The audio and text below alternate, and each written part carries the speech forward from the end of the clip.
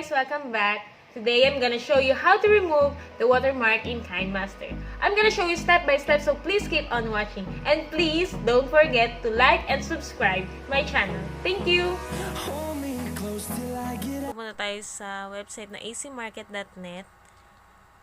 Pindutin ang download now para ma-download to. Hintayin maging 100% at i-install ito.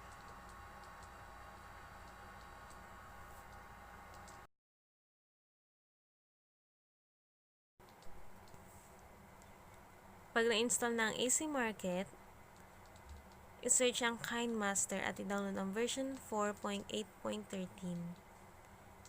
Guys, make sure na na-uninstall nyo na ang first KineMaster from Google Play Store para ma-download nyo ang bagong KineMaster sa AC Market.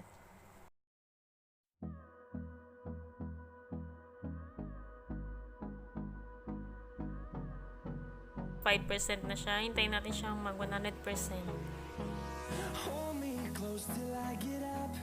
Time is barely on our side.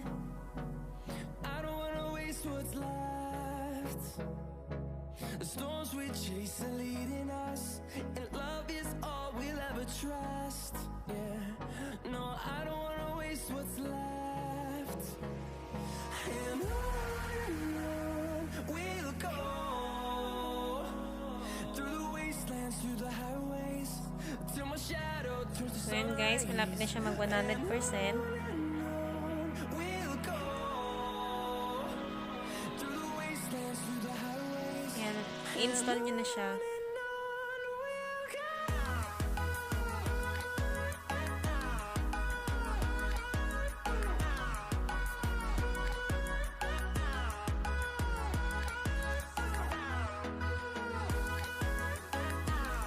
Tapos nyo-install, buksan nyo siya para i-check nyo kung talagang nawala yung watermark niya.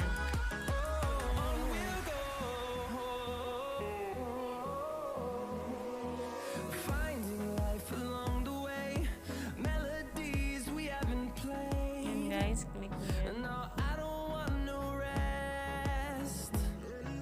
Echoing around these walls, fighting to create a Punta kayo sa media para malaman talaga.